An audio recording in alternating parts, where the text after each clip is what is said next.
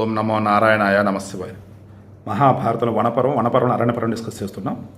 మనిషికి విపరీతమైనటువంటి కోరికలు ఉంటాయి. ఆ కోరికలకి ఆది అంతం అనేది ఉండదు. దానిని శౌనక మహర్షి చెప్తున్నాడు. మానవుల శరీర అంతర్గతంగా ఉండే ఈ కోరికకి ఆద్యంతాలు లేవు. కాలిని ఇనుపు గుండె వల్ల ఇది ప్రాణులను నాశనం చేస్తుంది.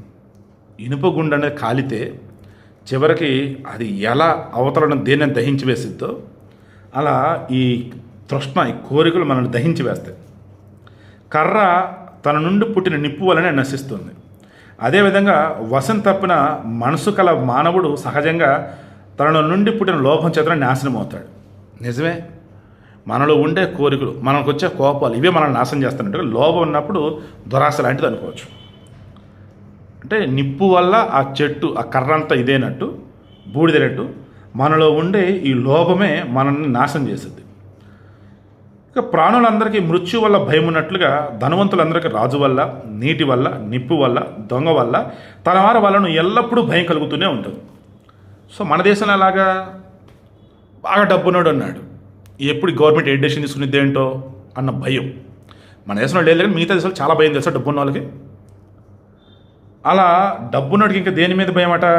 నీటి వల్ల ఏమై వరదలో లేనప్పుడు నీటిలో ఎదురు మునిగిపోవడం, తర్వాత నిప్పు, అగ్ని ప్రమాదాలు, దొంగలు, వాళ్ళ సొంత వాళ్ళు, వీళ్ళ వల్ల ఎప్పుడు భయం కలుగుతుంటుంది. అందుకే ఏమి ఉన్నాడు సంతోషం పడుకుంటాడు, అన్నీ ఉన్నాడు భయపడుతూ ఉంటాడు. అట్ ది సేమ్ టైం ప్రాణులందరూ కూడా ప్రతి ప్రాణికి మృత్యు అంటే చావు అంటే భయం అన్నట్టు, డబ్బున్నోడికి మాత్రం రాజు వల్ల, నీటి వల్ల, నిప్పు వల్ల, దొంగ వల్ల, తన సొంత వారి వల్ల భయం అనేది ఉంటుంది ఎప్పుడు.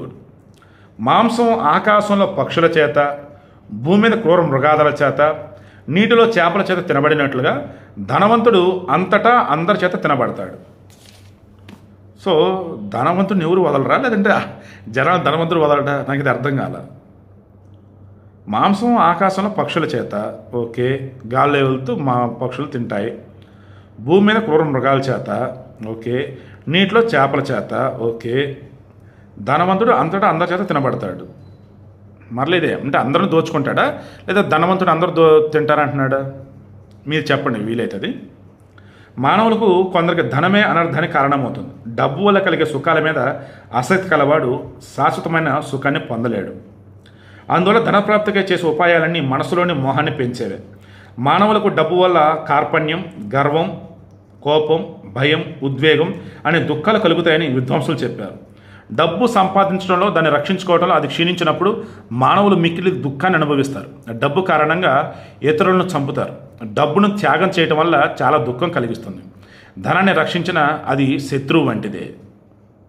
ధనాన్ని దుఃఖంతో సంపాదిస్తారు. అందువల్ల దాని నాశాన్ని గురించి చింతించకూడదు. మూఢులు ఎల్లప్పుడూ అసంతుష్టులుగానే ఉంటారు, పండితులు సంతుష్టులుగా ఉంటారు. సో ధనం విలువ తెలుసుకున్నవాడు దాన్ని సక్రమంగా సంపాదిస్తాడు, జాగ్రత్త దాచుకుంటాడు, వాడికి భయం అనేది ఉండదు. మిగతా వాళ్ళు కింద మీద పడిపోతూ ఎట్టబెట్టాడు దోచుకుంటూ బాధపడుతూనే ఉంటారు. ధనదాహానికి అంతు లేదు, సంతుష్టే మిక్కిలి సుఖం. అందువల్ల పండితులు సంతోషమే గొప్పదని భావిస్తారు. ఇందా నేను చెప్పాను. యవనం, అందం, జీవితం, రత్నాలు కూడబెట్టడం, ఐశ్వర్యం, ఇష్టలతో ఉండటం, ఇవన్నీ కూడా అనిచ్చాలి. వీటి పట్ల పండితుడు లోభం చెందకూడదు.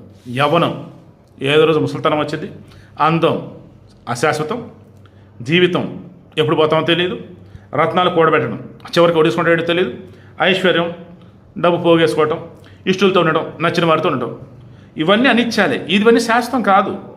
కాబట్టి వీటి పట్ల పండితుడు లోభం చెందకూడదు. అందువల్ల ధనాన్ని కూడబెట్టడాన్ని విడిచిపెట్టాలి. దానివల్ల కలిగే నష్టాలను దానివల్ల కలిగే కష్టాలను ధైర్యంగా సహించాలి. ధనాన్ని కూడబెట్టిన వాడు ఎవడూ కూడా కష్టపడకుండా లేడు. అందుకే ధార్మికులైన జనులు దైవేచ్ఛగా లభించిన ధనాన్ని ప్రశంసించారు. ధర్మం కోసం ధనాన్ని కోరేవాడు కూడా ధనాన్ని కోరకుండా ఉండటమే మంచిది. ధర్మం కోసం ధనాన్ని కోరేవాడు కూడా, నాకు డబ్బొద్దురా బాబు, నువ్వు ఏదైనా మంచి పనులు చేస్తే చేసి పెట్టు, నువ్వు అన్నదానం చెయ్యి, లైక్ ఇలా. బురదను తొక్కి కాలు కనుగొనడం కంటే, బురదను తొక్కి కాలు కడుక్కోవడం కంటే, అడుసు దొక్కనేలా కాలు గడనేలా అంటారు చూసారా, అలా దానికి దూరంగా ఉండటమే మానవులకు శ్రేయస్సు. ఓ రకంగా నేను ఫాలో ఇదేనండి.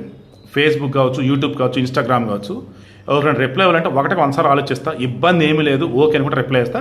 ఏమాత్రం ఆడమన్నా బ్లాక్ చేస్తా. ఎందుకంటే మనకు అసలు రిస్క్ అనేది వద్దు. అండ్ ప్రతిదీ కూడా మన దగ్గర మళ్ళీ నోట్ చేస్తుంటాయి జాగ్రత్తగా. నెక్స్ట్ ధర్మరాజ, ఈ విధంగా నీవు దేని పట్లను కోరిక కలిగి ఉండటం యుక్తం కాదు. నీవు ధర్మ ప్రయోజనం కోరుతుంటే అర్థం పట్ల కోరికను విడిచిపెట్టు. అంటే నా దగ్గర ఇప్పుడు డబ్బేం లేదు కదయ్యా, అలాంటిది మీతో ఎలా ఉండాలి ఏంటి అని చెప్పేసి అన్నాడు కదా. అప్పుడు ఇది అంతా చెప్పుకుంటూ వచ్చాడు శౌనక మహర్షి. ఇక రేపు ఏమైనా డిస్కస్ చేద్దాం.